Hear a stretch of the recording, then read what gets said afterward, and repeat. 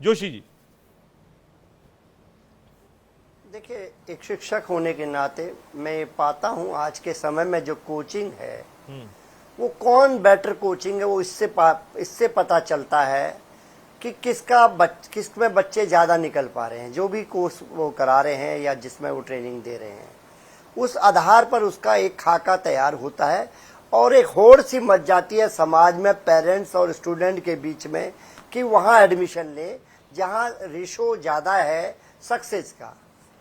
तो अब जब सक्सेस का रेशो जहाँ होता है तो नेचुरल वहीं भागते हैं और उस संस्थान में एडमिशन्स की संख्या, जो उनके साधन है, उनसे ज़्यादा हो जाते हैं।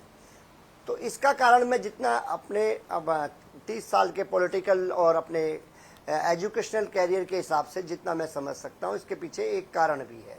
लेकिन पॉलिटिकली इसका हल ये निकलता, अगर राज्य को पूरी ताकत दे दी होती, आज सारा दोषारोपण केवल आम आदमी पार्टी में हो जाता।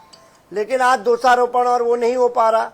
वो इसलिए नहीं हो पा रहा है क्योंकि आज जो सुप्रीम कोर्ट का जो निर्णय आया था उसको चुनौती दे दी है। किन्होंने उनको चुनौती दे दी है? एलजी साहब, मतलब भारतीय जनता पार्टी की सरकार ने। और एलजी साहब के रूप में वहां पर एक अधिकारी हैं। ये तो पहले से जो सीमाएं हैं वो पहले से बहुत डिवाइडेड है। शीला दीक्षित जी भी चीफ मिनिस्टर थी, वो भी एक दायरा था। आप कहीं साहब उस समय दायरा नहीं था दायरा। हो सकता है दायरे में थोड़ी बढ़ोतरी आई हो। ये कहना कि साहब फुल फ्लेजेड स्टेट दिल्ली था, सारी पावर्स चीफ मिनिस्टर की चेयर के पास थी, गलत होगा कहना। मैं थोड़ा सा और एज ए लॉ स्टूडेंट भी आपको बताना चाहता हूं। जब सुप्रीम कोर्ट ने फैसला दे दिया, क्या जरूरत थी सरकार को कि एक नया अध्यादेश लाके उसको पलटने दिया जाए? उसको ताकत देने का काम कर रहा था। क्या दिल्ली स्टेट को अगर पावर मिल जाती तो इसमें क्या है? आज सरकार वहां आम आदमी की है, कल को कांग्रेस की हो सकती है, भाजपा की हो सकती है, सपा की हो सकती है। ये प्रश्न भारतीय जनता पार्टी, शुभेंदु शेखर अवस्थी जो बात कह रहे हैं, भुवन भास्कर जी, वो कह रहे हैं कि साहब पावर नहीं है। कहा सारी पावर तो आपने ले ली, अब आप हमसे पूछो कि साहब आग क्यों लगी और पानी क्यों भरा, तो हम जवाब कैसे दें? भैया ऐसा है कि ऐसे तो सभी राज्यों में राज्यपाल हैं। हाँ। जब अच्छा होगा तो ये कहेंगे हमने किया है, और जब खराब हो तो ये हमारे पास पावर नहीं है। ये खाली आम आदमी पार्टी की, केजरीवाल जी की, उनके नेताओं की, उनके प्रवक्ताओं की नौटंकी है। समझ में नहीं आता कि नाले साफ नहीं कराते हो और स्टेटमेंट देते हो नाले साफ हो गए। आपको यदि किसी कोई अफसर कह दे आके कि आज दिन नहीं रात है, तो आप मान लोगे? आपने क्या चेक किया? आपका क्या सिस्टम है? मैं वीडियो भेज देता हूं मंत्री जी की मीटिंग का। देखा मैंने देखा है। मैं आपको मीटिंग भेज देता हूं। उसमें मंत्री जी ने सारे दिखाए। आपके ऑफिसर जो लेफ्टिनेंट गवर्नर को रिपोर्ट करते हैं वो झूठ बोल रहे हैं।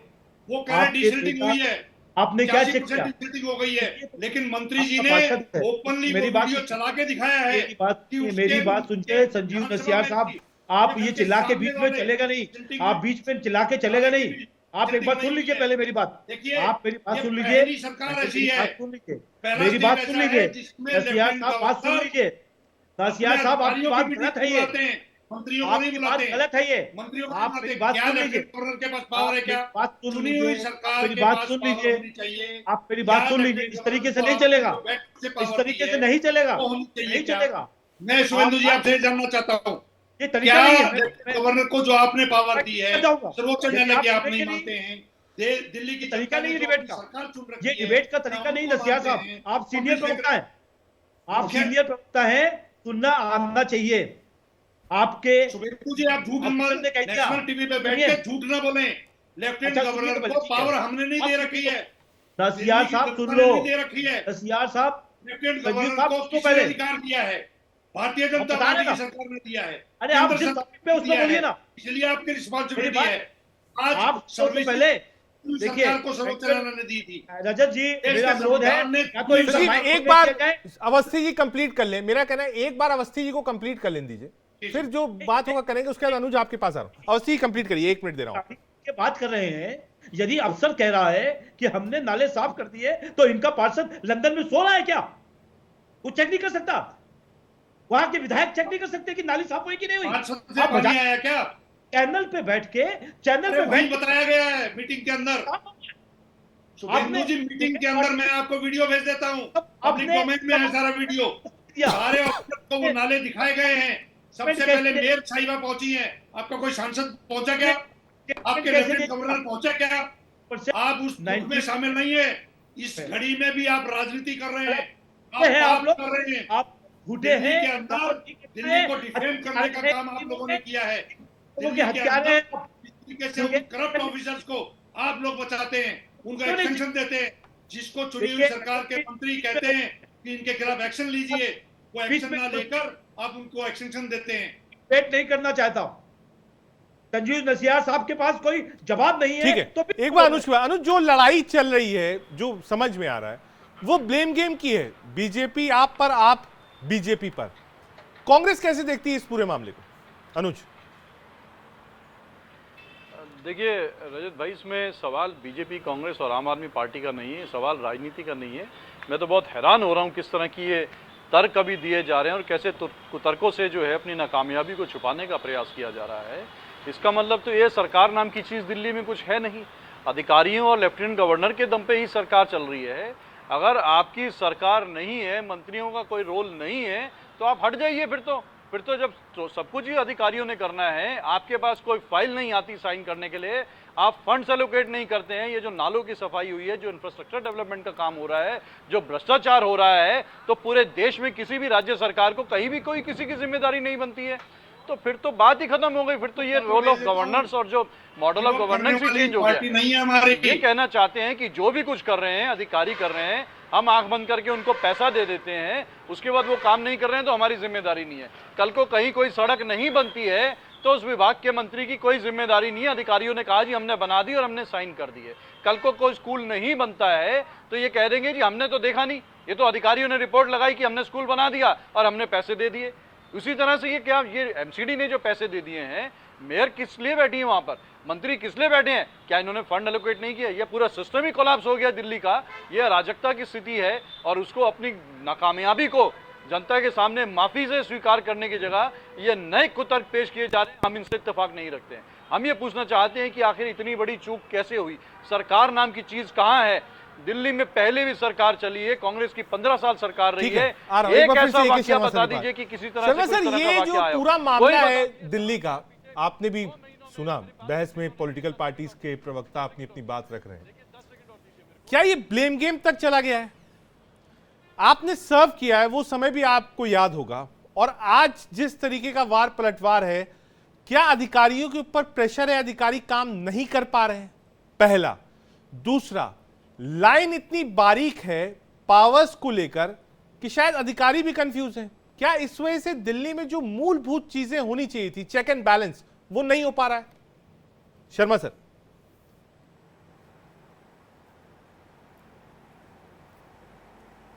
Hello hello. बिल्कुल बिल्कुल सर, बोलिए।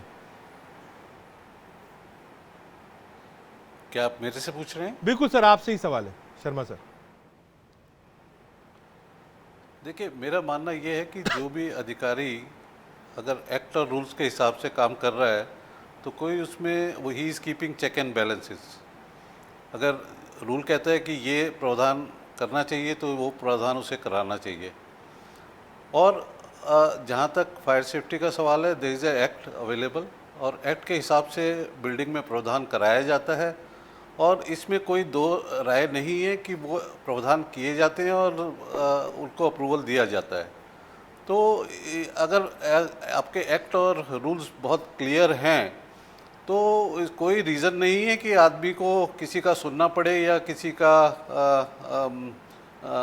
जोर ज़बरदस्ती हो या कोई और बात हो। तो there is a very clear cut guidelines available now with the introduction of this act. ठीक है सर, आ रहा हूँ एक बार समीर सर के पास। तो अधिकारी के प्रेशर की जो बात कर रहे हो, ये तो ठीक कंप्लीट करिए। जहाँ तक आप अधिकारी पे प्रेशर की बात कर रहे हो तो there is no pressure as such if one is working within the rule frame. ठीक है, एक सवाल और शर्मा सर आपसे, ये चीजें आगे रिपीट ना हो, खास तौर से ये जो घटना हुई है, हालांकि हम देख रहे हैं बुलडोजर चल रहा है, कई प्रॉपर्टीज ऐसी हैं जहां कोचिंग सेंटर्स चल रहे हैं उसको सील किया गया है, कई ऐसी प्रॉपर्टीज थी जिसमें बेसमेंट में लाइब्रेरी चल रही है उसको भी सील किया जा रहा है। आने वाले समय में क्या करे I lost your system? Contact, क्या दोबारा कर? जी सर। हेलो, हाँ sir, please go at. I can't hear you, can you repeat the question? मैं कह रहा हूं सर, आने वाले समय में इस तरीके की आपने क्या घटना, पूछा मेरे को? मैं रिपीट कर रहा हूं सर सवाल, आने वाले समय में ये घटनाएं रिपीट ना हो, इसके लिए सिस्टम को क्या करना चाहिए?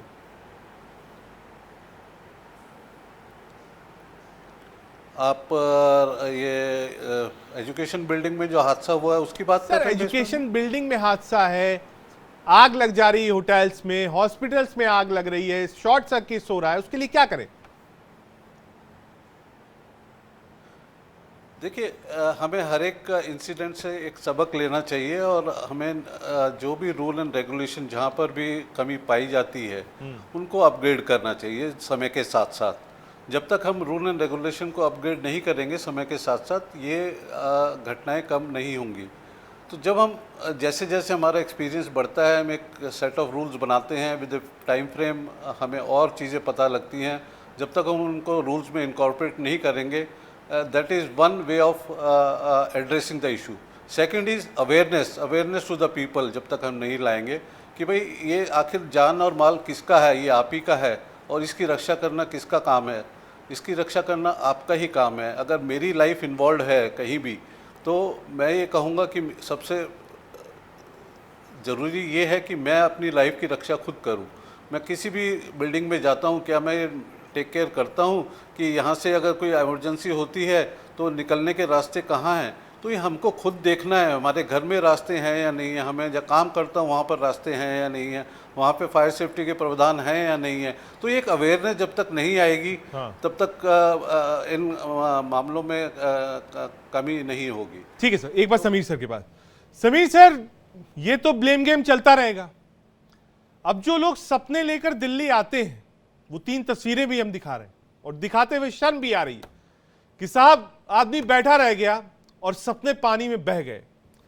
शर्मा सर ने कहा कि एक पब्लिक अवेयरनेस भी होनी चाहिए, हम लोग सोचें अगल बगल क्या हो रहा, देखें, हम लोगों को भी जिम्मेदारी लेनी पड़ेगी इन सब चीजों की।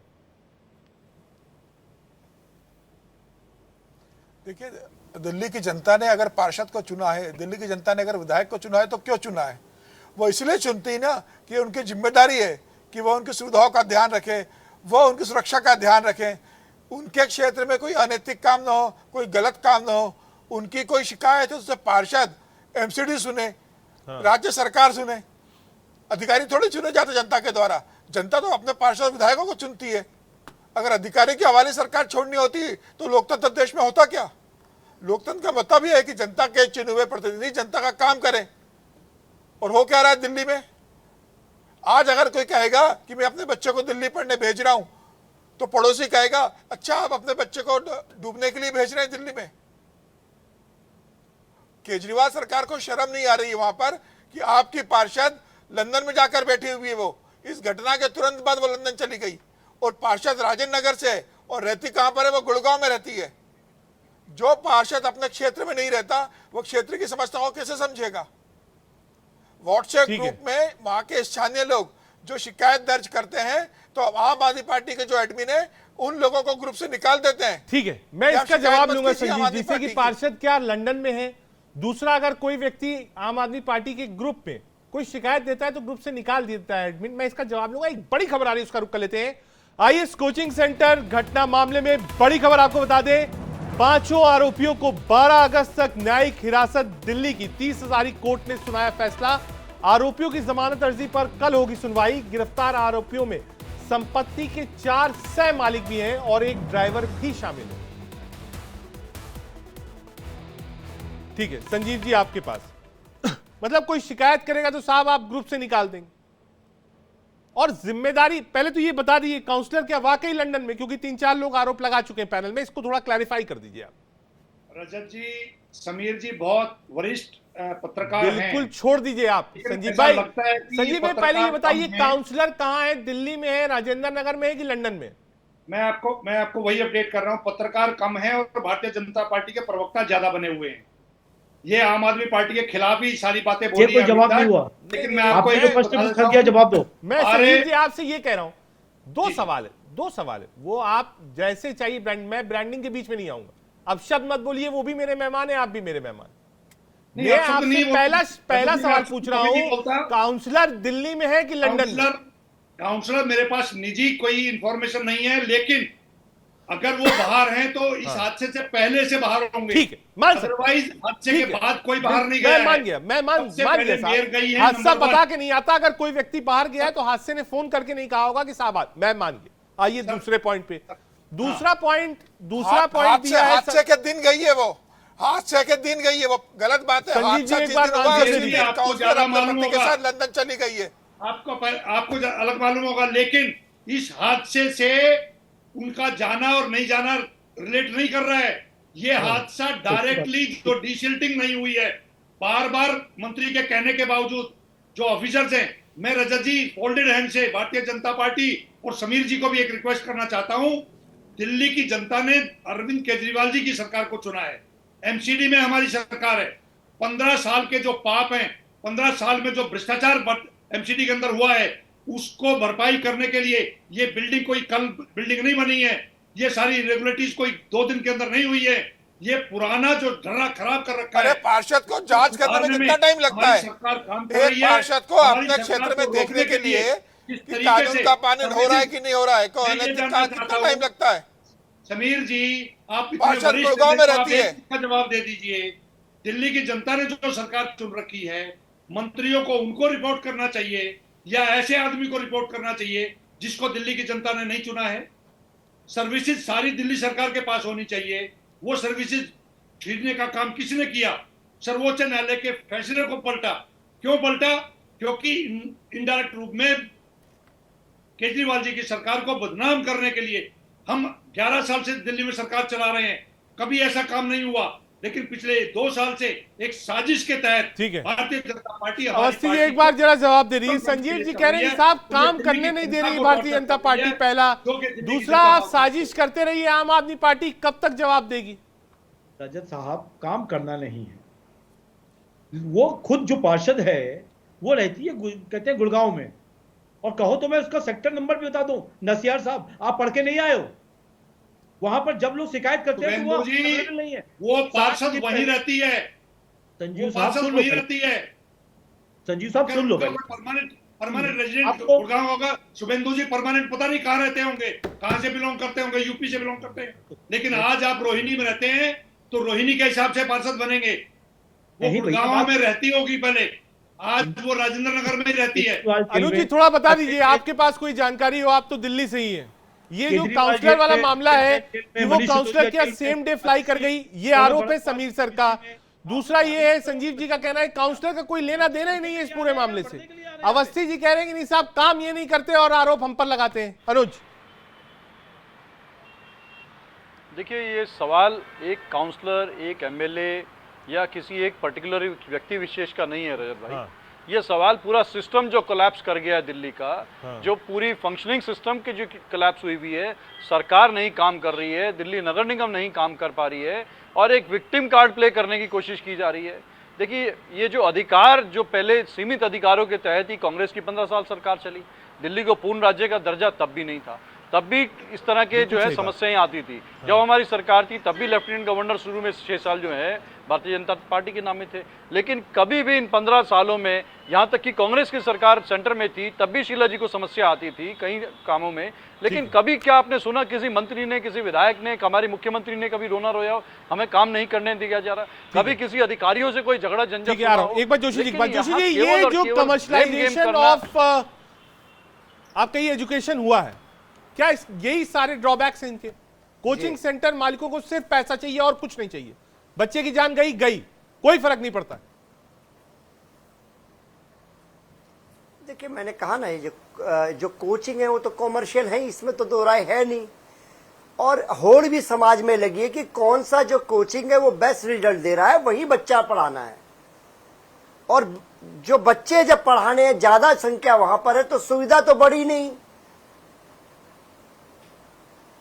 तो निश्चित तौर पे इस तरह के हादसे होने हैं। ठीक है, आ रहा हूं शर्मा जी के पास। शर्मा जी, ये आज ये ऐसी जो कोई कोचिंग नजीर सेंटर्स हैं, एक सेकंड बस, मैंने तो हाँ कंप्लीट कर ली जोशी। मैं कह रहा था एक ऐसी नजीर जरूर बननी चाहिए हाँ। कि आने वाले समय में कोई भी पेरेंट्स अपना बालक और कोई भी ऐसा बालक जो देश का भविष्य वो हम ना खो पाए, इस घटना से जरूर सबक लिया जाना चाहिए। ठीक है शर्मा सर नजीर बने कैसे और इसको यहां पर रोका जाए, आने वाले समय में ऐसा ना हो। मतलब कई कोचिंग सेंटर्स तो ऐसे हैं जो माइक पर टीचर बोलते हैं और नीचे गली तक स्टेज तक बच्चे वहां सुनने के लिए खड़े होते हैं साहब, पैसा वो भी उतना ही देते हैं। कोचिंग सेंटर पर स्पेसिफिक जवाब आपका शर्मा जी। देखिए, जब तक हम नंबर ऑफ स्टूडेंट्स जो पढ़ाए जा रहे हैं एक क्लास में उनको कंट्रोल नहीं करेंगे, तब तक ये हादसे अगर होंगे तो ये ऐसे रिजल्ट मिलेंगे आपको।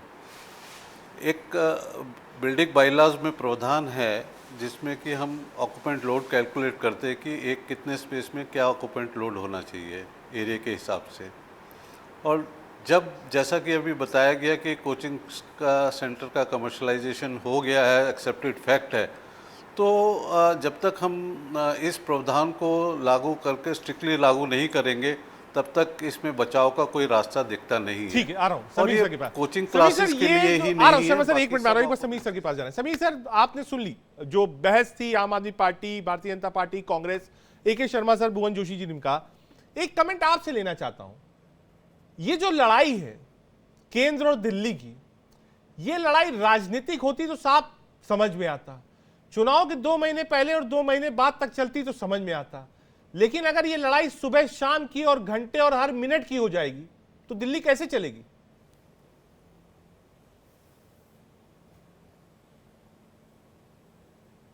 समीर सर।